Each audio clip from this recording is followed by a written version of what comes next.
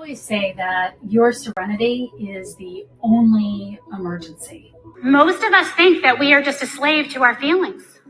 We can physiologically change our state of being in just a few moments. You don't have to wait for the second shoe to drop to change our lives. You can change your life by you changing.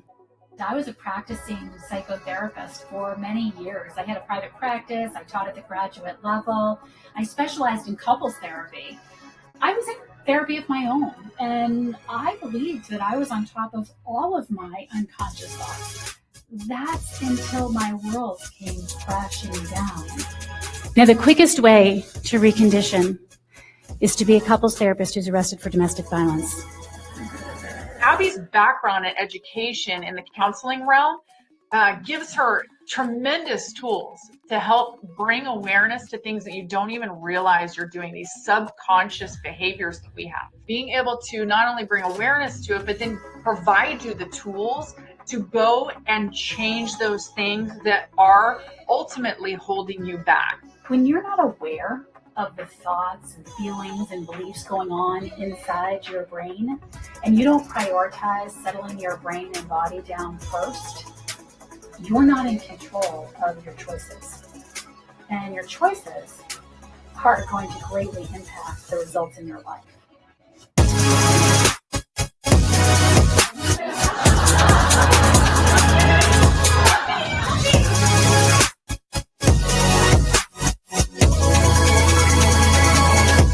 In my work now, whether it's one-on-one or in groups or with audiences, I provide a space for high-achieving, insight-oriented people to awaken to the areas of their life where they're self-sabotaging, to align with their worth and their purpose. So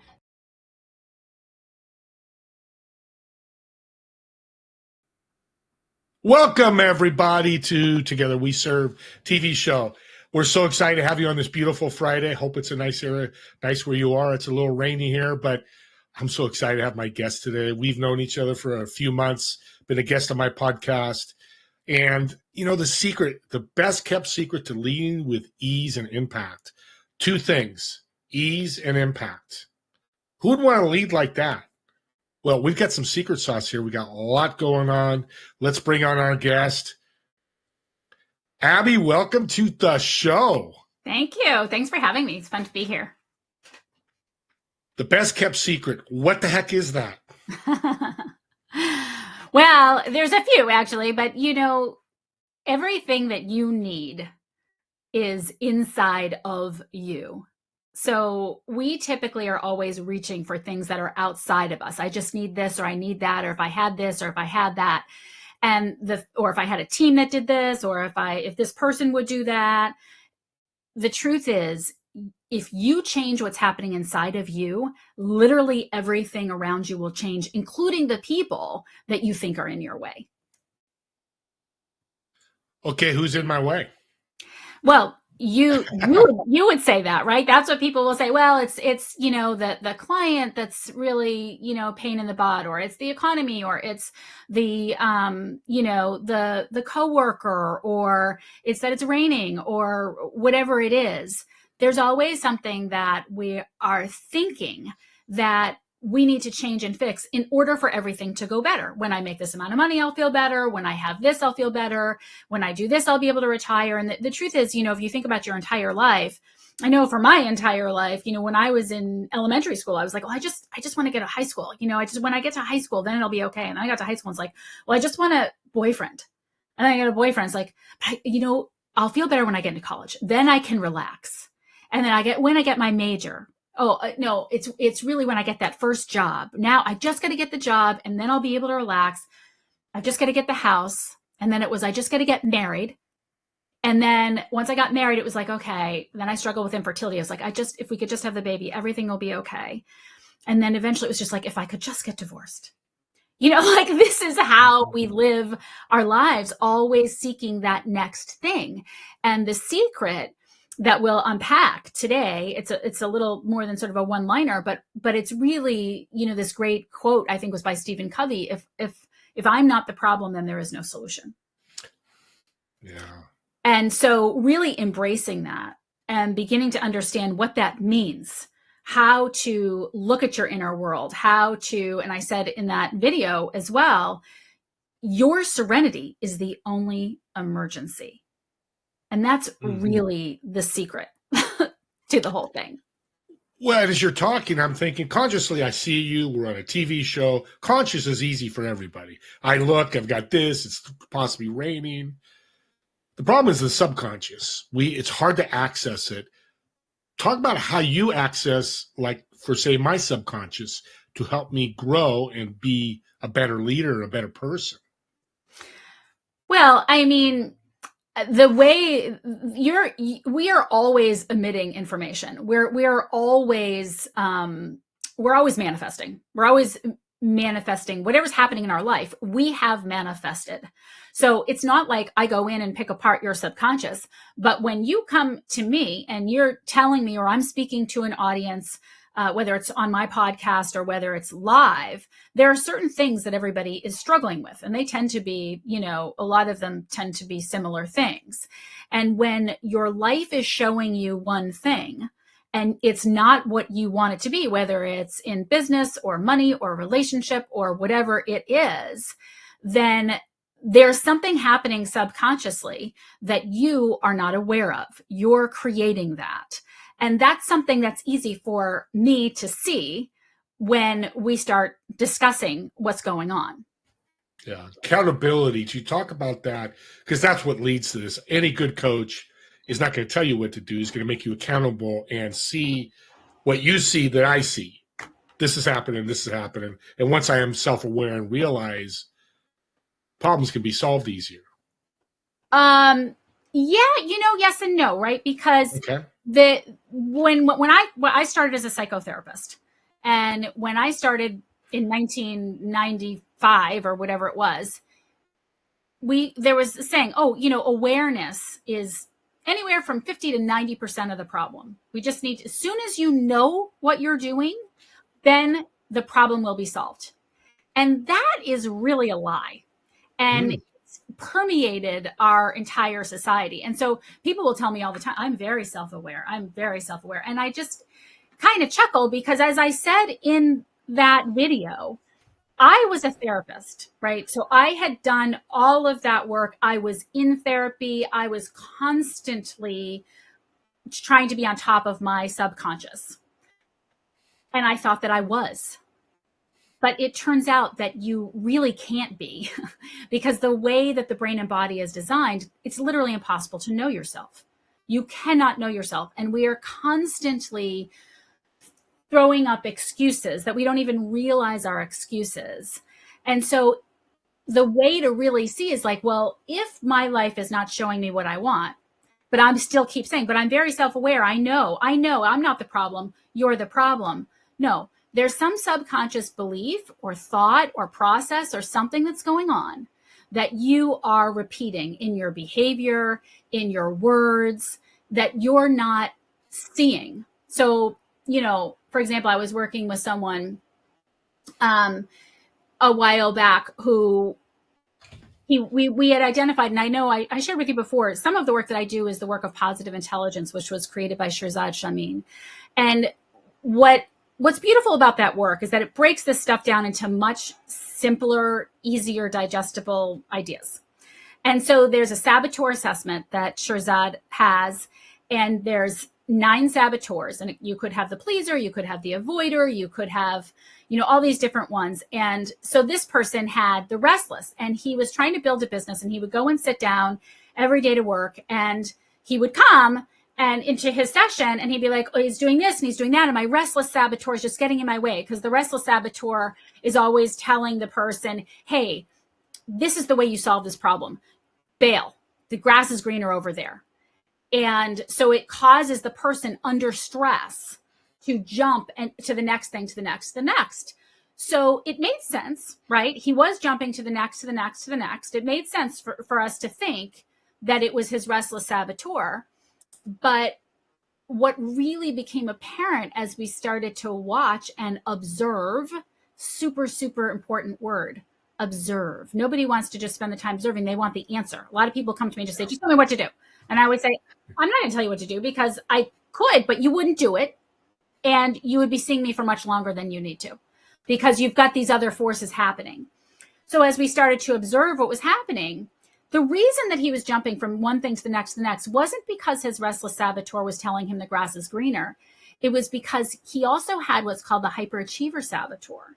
And the hyperachiever saboteur is a little voice inside your head that said your worth is only as good as what you're creating in the world. Your worth is only as good as how much money you have, the latest accomplishment you made. You know, I have that saboteur. And when I walked off the TEDx stage, she was like, what's next? You know, like that inner voice was like, they don't let you celebrate. They don't let you, you know, it's always, what have you done for me lately? And that hyperachiever saboteur was in his ear from the second he got up in the morning. So by the time he got to his desk, he was so defeated that it was saying, you haven't done anything yet. You haven't created anything. And if you don't make this happen by the end of the day, then you're a failure. And that is what was causing him to jump from one thing to the next, to the next, to the next. And when he realized that, he literally came back and he was like, oh my God. He said, this isn't only why I'm struggling in business. This is why I've always had jealousy issues with my wife. I never thought I was good enough for her. And I never realized that is what stemmed all of these arguments. All of this jealousy was my feeling not worthy enough. So it impacts every area of your life when you can understand what is going on, where you are actually truly self-sabotaging. And it's not often where you think you are. It's usually a surprise to you. Yeah. And because of surprise, they need somebody like you to find that surprise. And to hold space for it, because these discoveries are not that easy, right? Like there's also a victim saboteur, and nobody likes to be a victim. And I have that one too. And that saboteur is a little sneaky, right? And so people will often say, very often, well, I'm not a victim. I don't feel that way. And then they'll say something that is like, well, but nobody ever listens to me. Yeah. That kind of sounds like a victim. Yeah, it does. And it's interesting when I'm hearing from you, the image that comes to me right away is somebody who swears too much. Says, I swear way too much. So now I'm self-aware. But I keep swearing until I'm aware enough. You come in or I do it myself or whatever. I'm talking about myself. I'm from an Italian family. The F word came alive. I just didn't like it. I have more faith in my life. So I'm really aware of it now. But I was doing it for years. And I got to stop. I never stopped. Weight loss is another thing that people do. What a place people can recognize that. Big one, yeah. Finances is not the right word, are very complex and can be very damaging.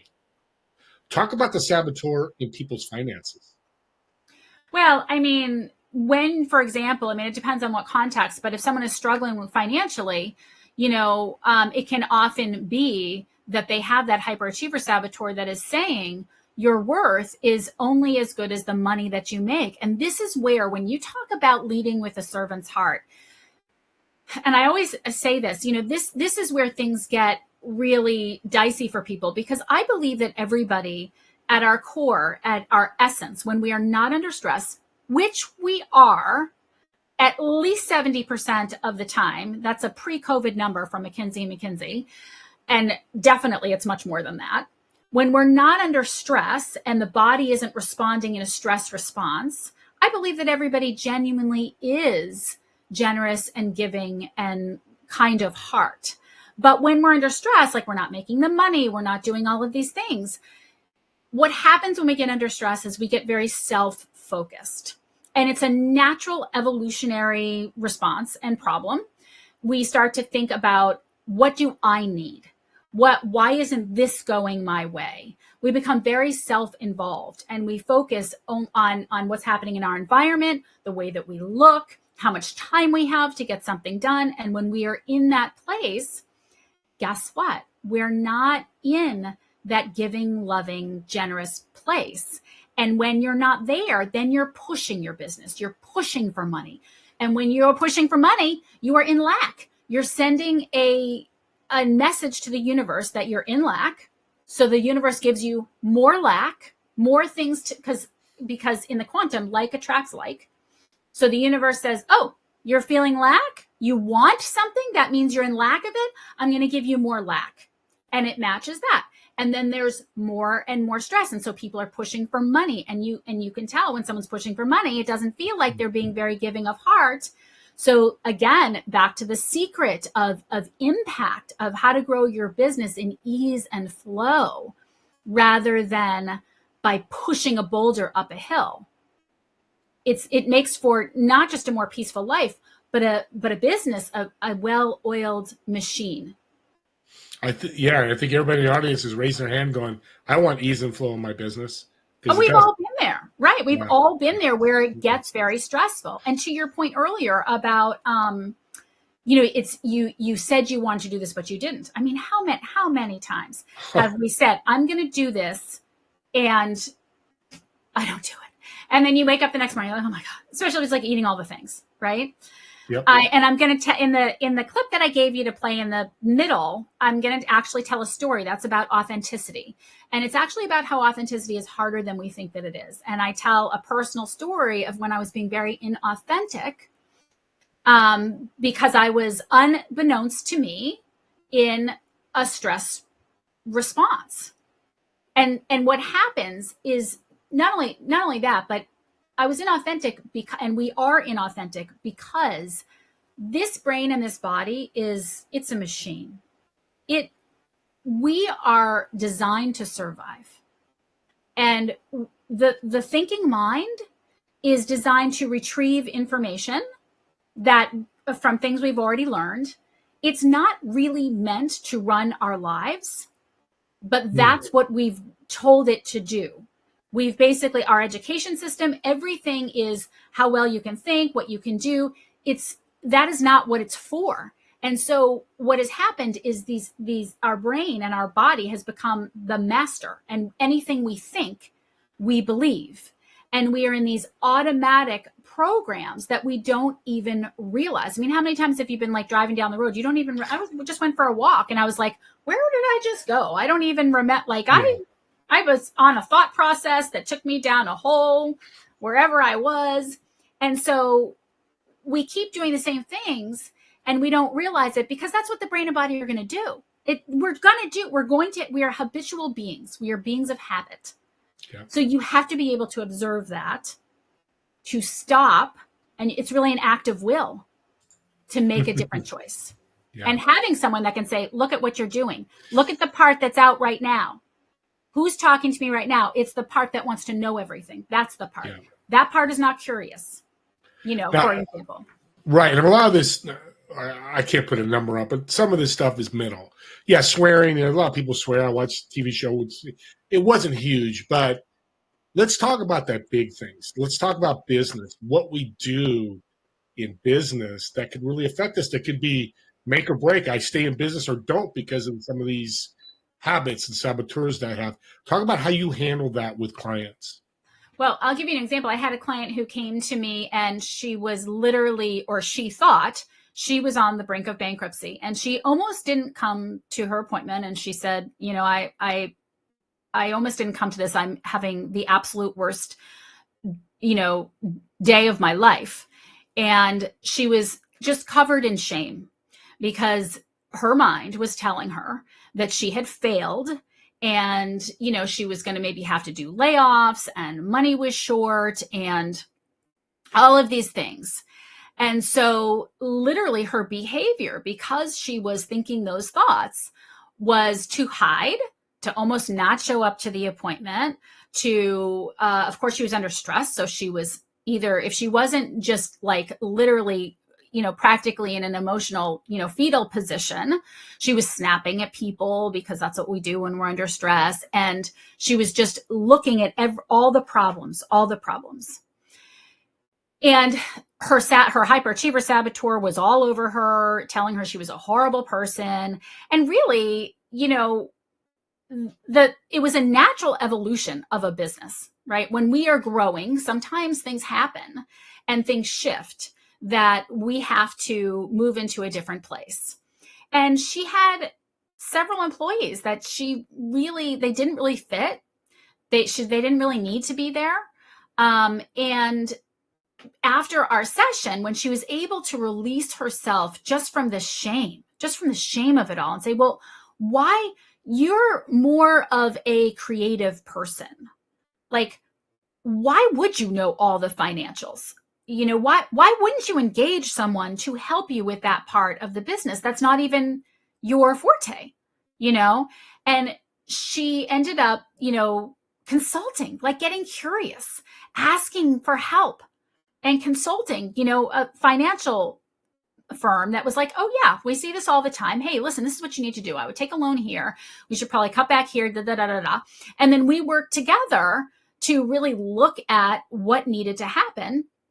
And all of the feelings like, oh, I'm letting people down. No, guess what? These people who were working for you, they don't feel like they're bringing value. It's not working out for them either.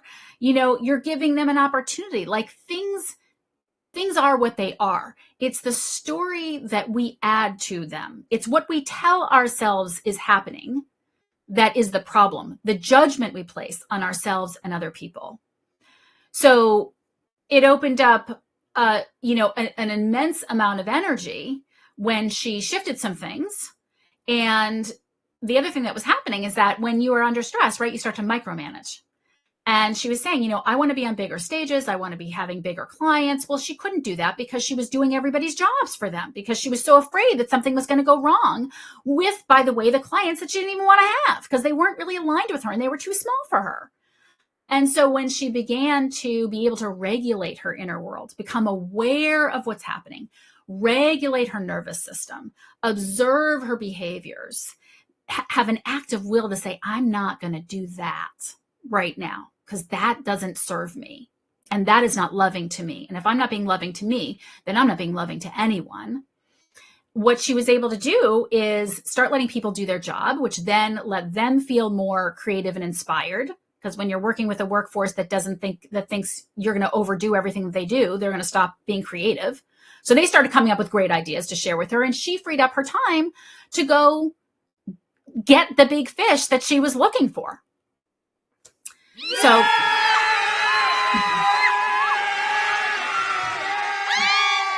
that was an audience. Yeah, that's powerful. A couple things is regulate your self-love and your self-awareness. Self-service.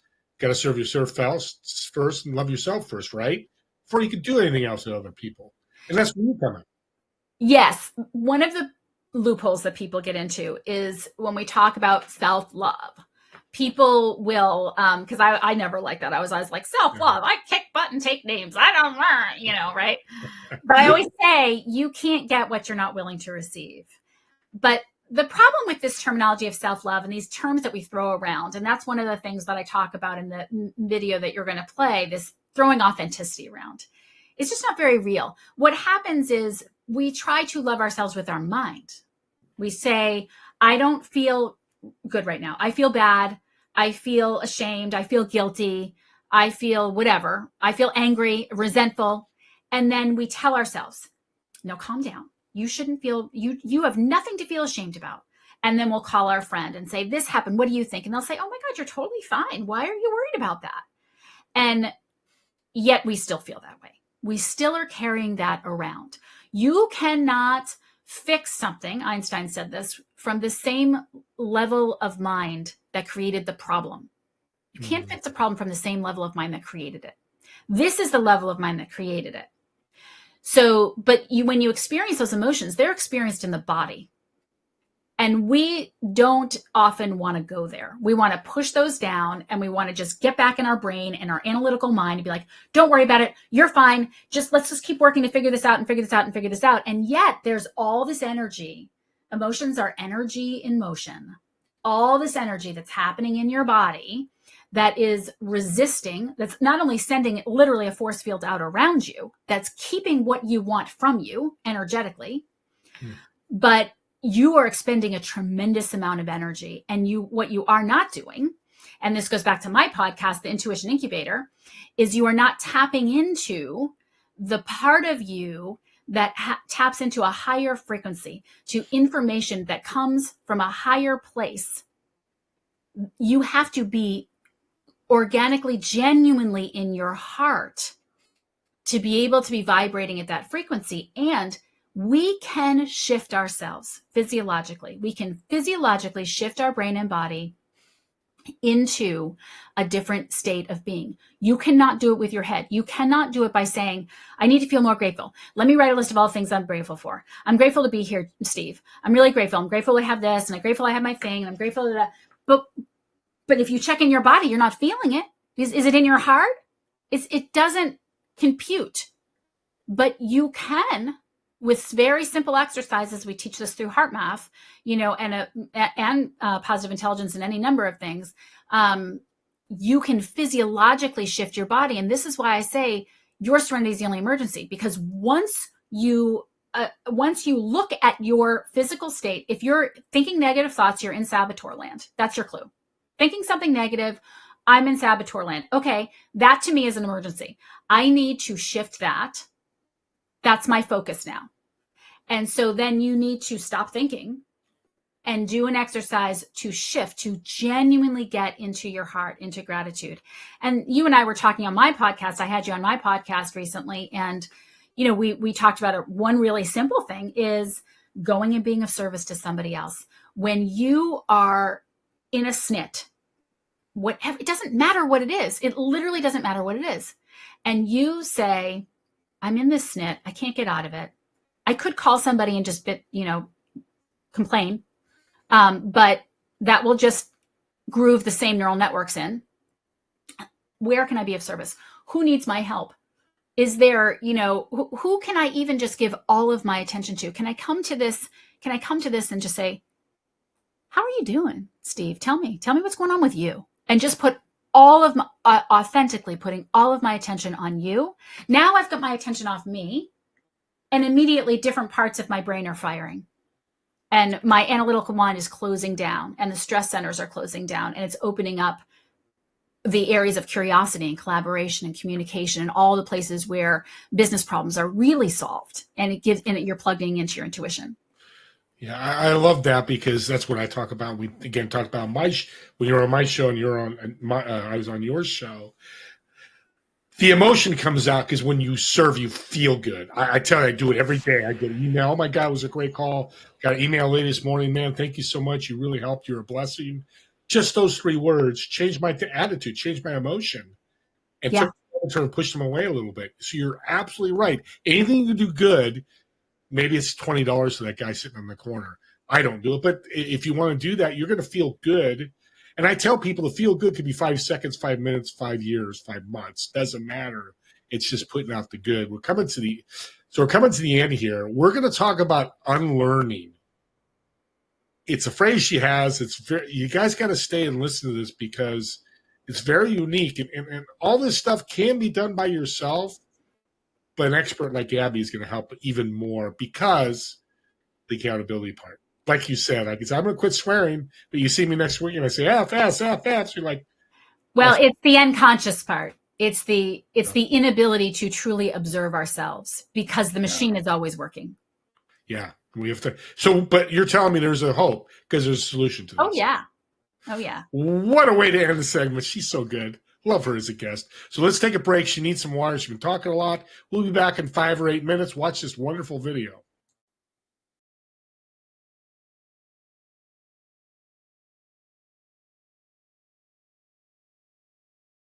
Today, we're going to talk about authenticity.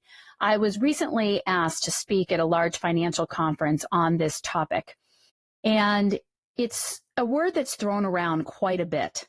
And I think it's really important to begin to put some of the things that we learn on this podcast and all the other really wonderful ones out there in the context of what authenticity really is.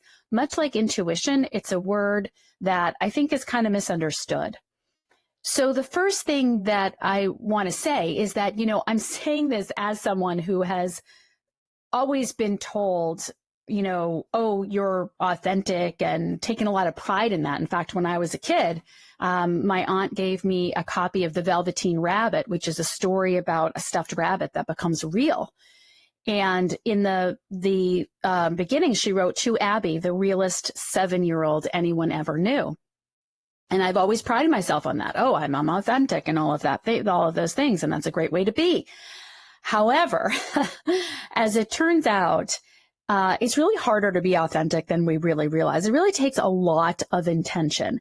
And it's not that I don't try, and it's not that I don't feel that I am authentic a lot of the time, but I'm also acutely aware of how often I am not great to my best efforts, even if other people maybe think that I am. And that's because only you know what's happening inside of you. Only you know when you're feeling insecure, or if something's coming up that is causing you to behave in a way that you walk away and say, "Oh, I didn't really like the way I showed up there," or just to feel a little nervous. Does that person think I'm all that in a bag of chips? And whatever it is that you walk away thinking, or does that person think I'm an idiot? They think I don't know what I'm thinking. If you're walking away with any of those emotions, then that was driving you, and you weren't authentic. And you know that because when you are truly authentic, and I'm going to talk about that in a moment, you don't walk away having any of those fears or insecurities or any of that.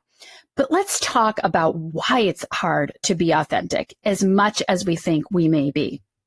And the reason has to do, first and foremost, with our evolution. We have literally been evolving for survival. And survival means that years and years and years and years and years ago, right? Survival meant that you were part of a tribe. And if you did not fit into that tribe, you were going to die. Plain and simple. Everybody had a role. You needed to do the things you needed to do. If you were cast out by that tribe, then you weren't going to be able to survive. You weren't going to be able to find the food and be able to prepare the food and do everything on your own. It just, the way that we used to live, one person could not do all of those things the way that someone can do them now. What does that mean? That means that we have a underlying survival primer driver to belong, to matter, to be part of a community, right? And so there is always this egoic question that is running underneath all of us. Do I belong? Do I matter? And am I enough? That's always running in the background. And what we know, of course, is that 95% of who we are by the time we're in our mid-30s is this unconscious set of thoughts and emotions and behaviors and perceptions and beliefs that drive us around our life, kind of like on a silent hybrid engine. A hybrid engine, you can't really hear it. At least I can't hear mine. That's why they have that beep, beep, beep when you back up, and yet it's driving you around. And that's what these drivers are doing. So let's think about what that sounds like, right? If that's happening and you have those unconscious drivers going on, then you're going to show up to a situation with your best intentions of being authentic. And yet you're going to find yourself maybe saying things to be liked, or saying things to be funny, or any number of things, right? Or apologizing all over the place for yourself, or whatever it might be, or inflating yourself, talking up how things are going because you want to put a certain foot forward, right? So, or talking down yourself, being self-degradation because you don't want people to think that think too much of yourself. All of these things are constantly happening for us all the time. And I'll give you a great example.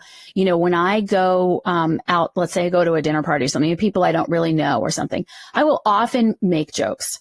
And often those jokes are sometimes at the expense of my husband, who I love dearly, but it's my automatic program. It's my machine. I make a joke and I know that it was at his expense because he gets irritated with me. And so I hear about it later, right? And the buffer that I throw up to that is like, oh, it wasn't a big deal. And why did I say so many complimentary things about you? Why are you perseverating on that? And all of that is true. However, it's also true that he's been asking me for years not to do that.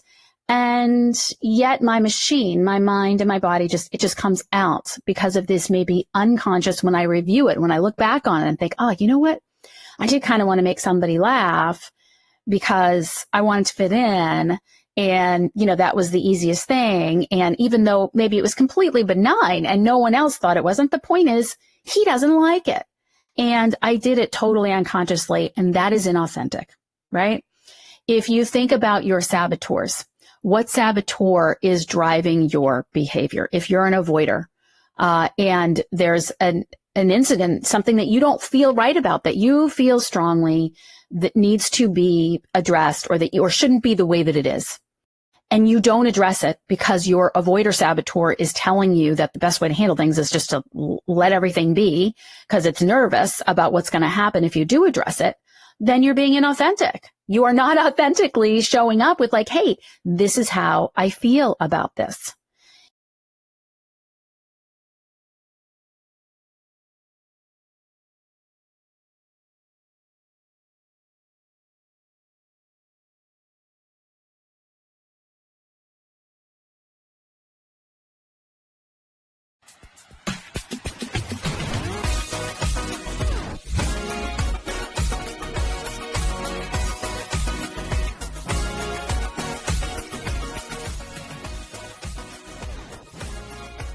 Welcome back, everybody. Wow, look at that hair.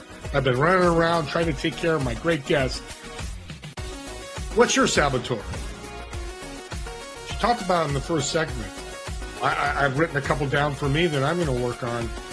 And being aware, like she said, is part of it. It's taking action. The phrase, and she's probably going to correct me, she's already corrected me twice on this show, which I love. So I love being a host because I get to learn and be corrected the right way, is talk is cheap.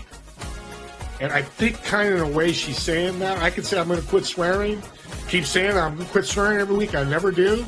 I guess talk is cheap then until I take action to do what I say. And that comes in so many levels, life and business.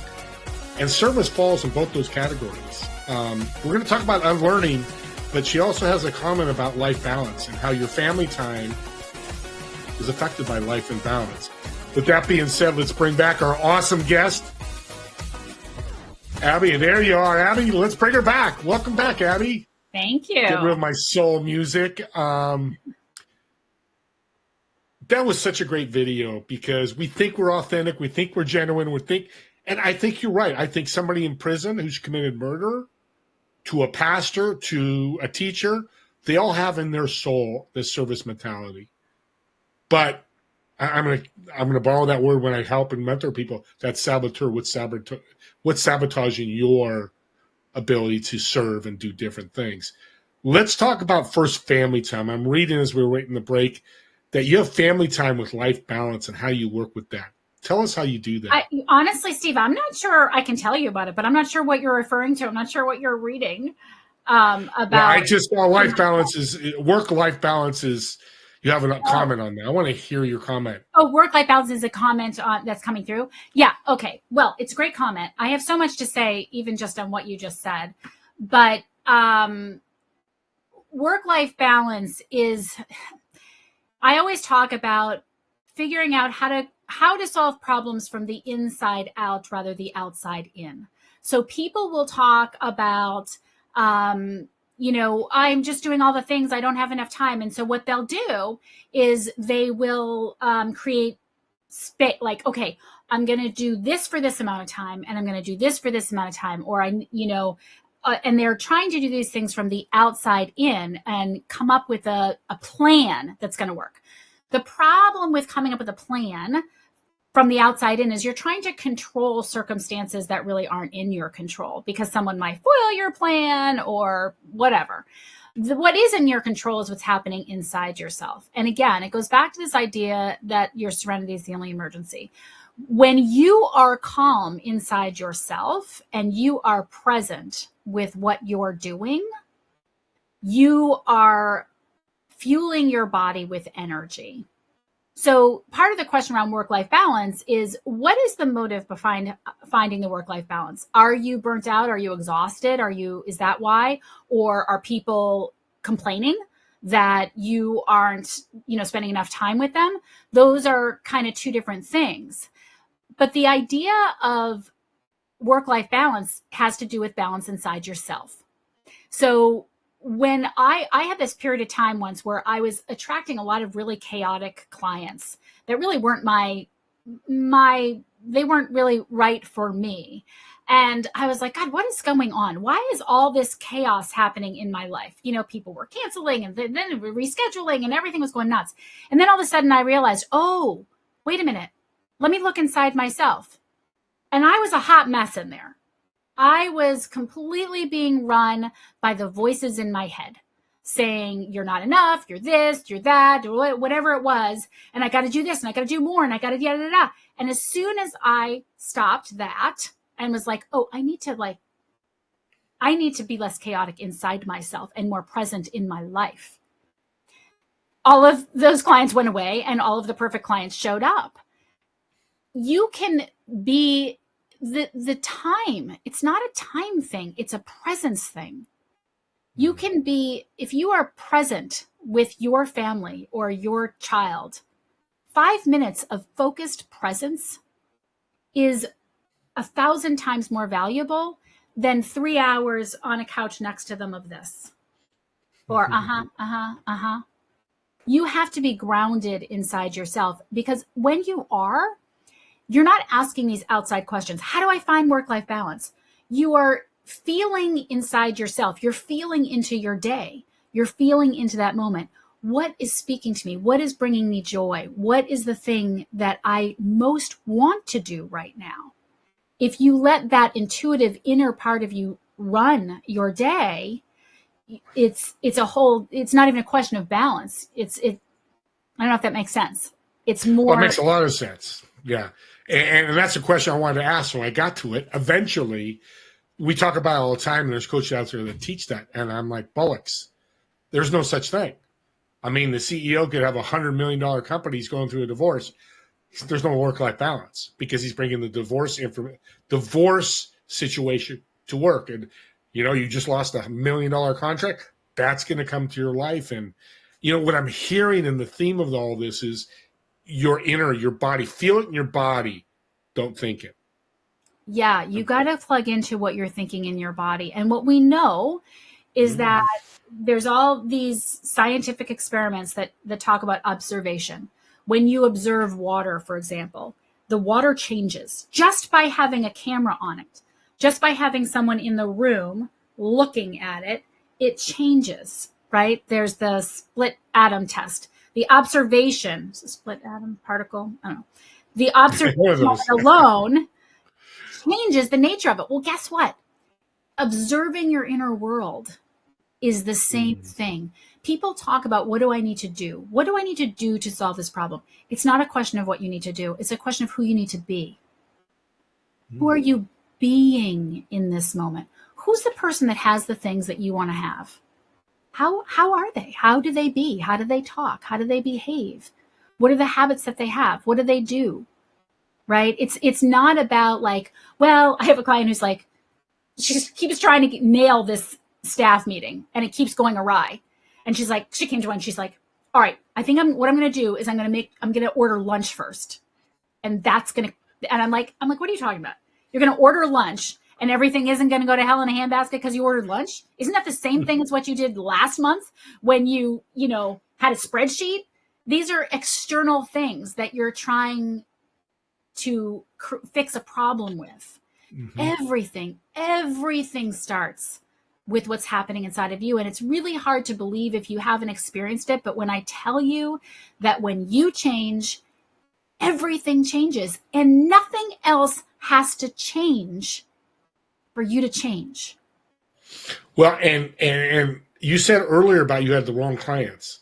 And everybody out there, I know you're listening. I have the same thing. We have the wrong people. I used to mentor people and I meet them once a month. They would do nothing. I'm like, what the hell am I spending an hour for free? I wasn't charging them, but still, what could I have done in that hour? I love that because this leads to, it's okay, Joe. this is not a fit for you. From the servant's heart to serve, you help them find another job. Yeah. Get inside in their body, your body, go, hey, I'm sorry, Joe's not, but here, go talk to my friend Tony. I think he's a good guy position for you to fit. Instead of just saying, hey, you're fired, get out. Yeah. Oh, and this is, I got to say this because this is so important with what you're saying. One of the things that happens, any habit that we have, there are two parts to a habit. And this is what people don't really understand. There are these things that we want to stop doing, right? Or whatever, that we want to change, right? That's the first part. The habit is, whatever it is that you're doing that you're trying to not do. This, or you're trying to do that you're not doing. The second part of the habit, the automatic internal system, is the judgment of what you did or didn't do. This is so important. So people will say, well, I want to start to meditate. And then maybe they won't meditate, or they meditated and their mind will run. And they are completely unconscious to the fact that they then walk around all day beating themselves up, that they didn't do it right, or they didn't finish it right. And this is the piece that I wanted to say about something you said when we came back on, is that all of this is okay. Just like I said in that video, it's fine. So what? So you showed up a little funky, so you didn't do the thing. So you didn't handle that client right. So what? The problem is not that you didn't do that.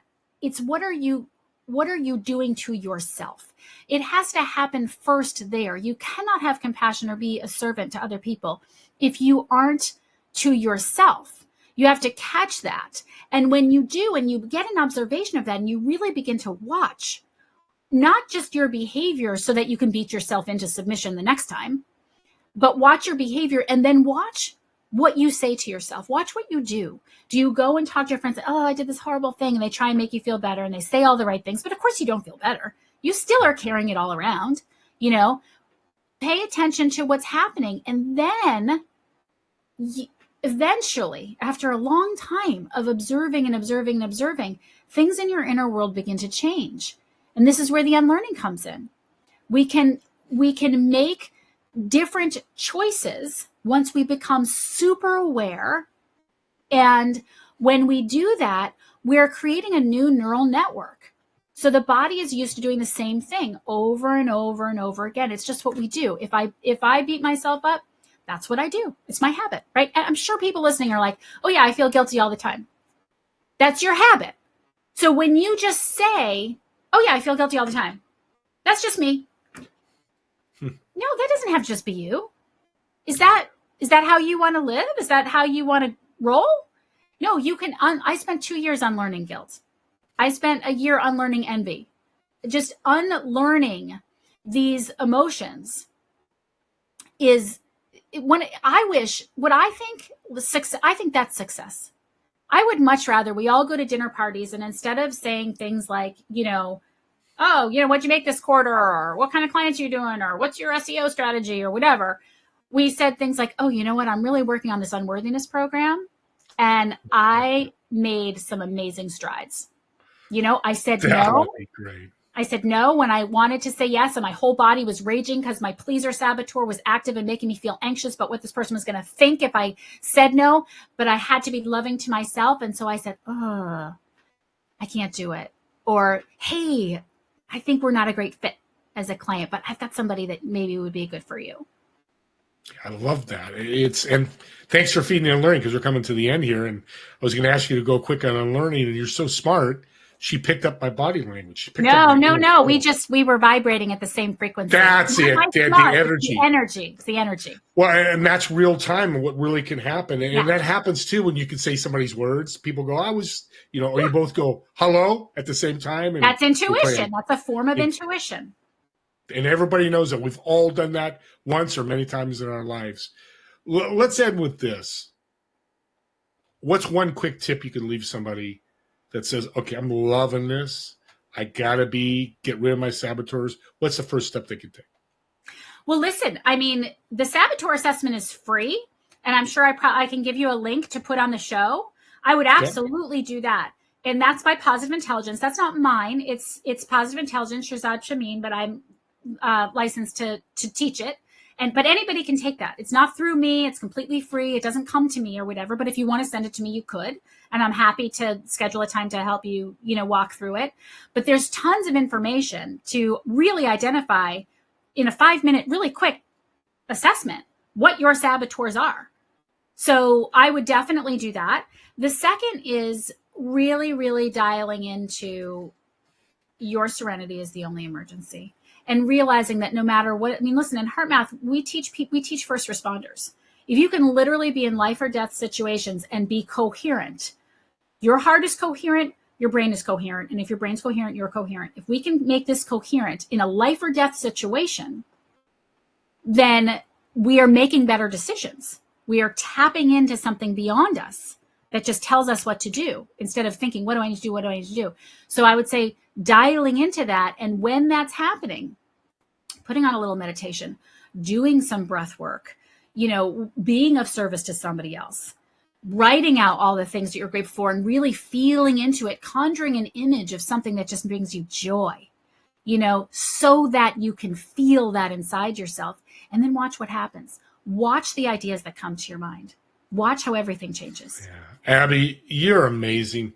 Audience, reach out to her. I'll have the information for you. Reach out to me if you don't. I'll connect you with her. Let's end with a fun little question. I know you wanted to know what the question was. I did, because you asked me my questions. I've got a Learjet set up for you over in the airport near your house. You got 4 seats. You're obviously sitting in one seat. What 3 people are you going to invite, dead or alive, to fly with you, and where are you flying to? And not my family? You can bring your whole family if you want. That's what I would do. I would bring my family. I think if I were going to do that, but if I were let's bring your family. What's 1 or 2 people you'd bring that you'd really want to spend a 4 or 5 hour flight with? I want to talk to Sadhguru. I would love that. That would be a dream, to just sit next to Sadhguru and listen to him talk. Yeah, and take care of your family as well. Family time and fun time and business time. I love it.